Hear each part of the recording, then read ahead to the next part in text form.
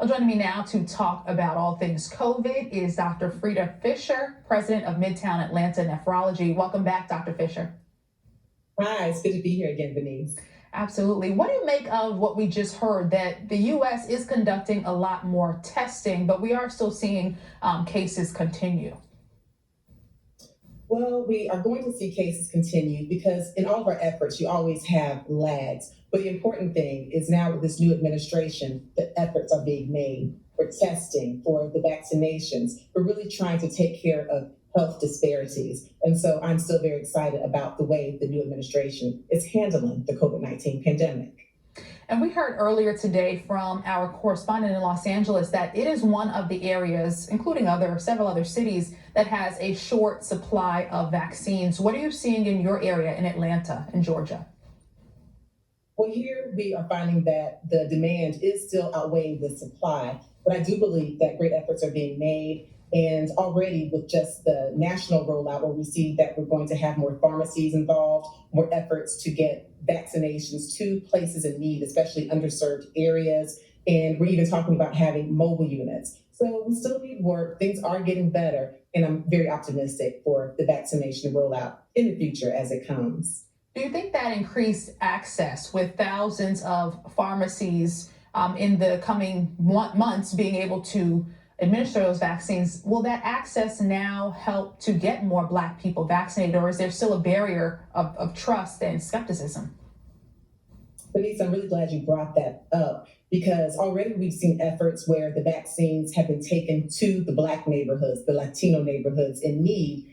But when the pharmacists are there to distribute the vaccines, they find that many of the people are coming from other neighborhoods. You have many white people and many privileged people, quite frankly, who are very savvy with the online process, and they are the ones who are out there in the lines at the Black neighborhoods. So still more work needs to be done because we have to understand that even when the vaccines are in Black neighborhoods, there are some barriers. If you are someone who has to work, if you have a 9-to-5 job, you can't afford to take off work to be in line at 1:30 a.m. waiting.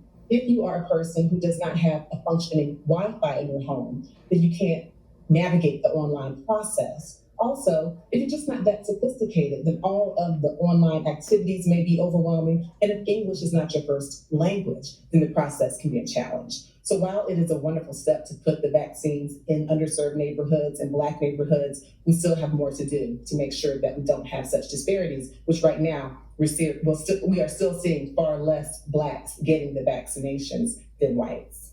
We've heard from a medical expert last week that has said that COVID is essentially here to stay and people will have to get a COVID vaccine every year, almost like the flu vaccine. Do you agree with that? Well, the truth of the matter, as with so many things with this novel coronavirus, Denise, we really just don't know. And, we have a lot of different opinions.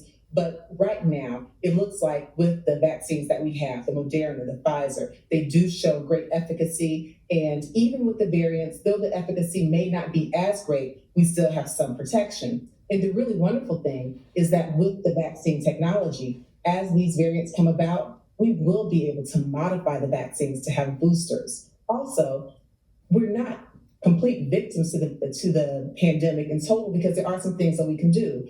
This virus cannot mutate if it doesn't replicate. So we still have the power to wear masks, to socially distance. So while it may be necessary, we don't know, to get boosters every year, every few years, we just don't know yet, and it's not time to throw in the towel. What we need to be doing is to continue to practice our mitigation behaviors, and everyone who is able to get the vaccine needs to go ahead and get it to put this pandemic to rest the best we can.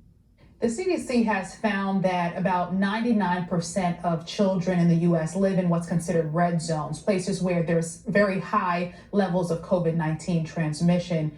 Knowing this information, what is the best way to go about, from a medical perspective, reopening schools? Because that's a conversation that a lot of states and cities are having right now as well. Well, it's certainly going to have to be zone by zone, depending on the transmission. So as you mentioned, if they have red zones, if they have very high transmission, then it really won't be safe to fully reopen schools. So for people who are in middle school and high school, for example, they may have to have some virtual schooling unless there is very rapid, very frequent testing. And there has to be social distancing required. Now, fortunately, there are some areas where you have some of the blue zones, the yellow zones, and the orange zones where the transmission is not as high. And in those situations, it is safer for children to go back to school. They still need the PPE, they need the ventilation, and it would be very nice if we can get these teachers vaccinated. But the red zones definitely are still a problem. And so if need be, we may have to have virtual school only until we get closer to herd immunity. Dr. Frita Fisher, thank you so much again for joining us tonight. Thank you, Denise.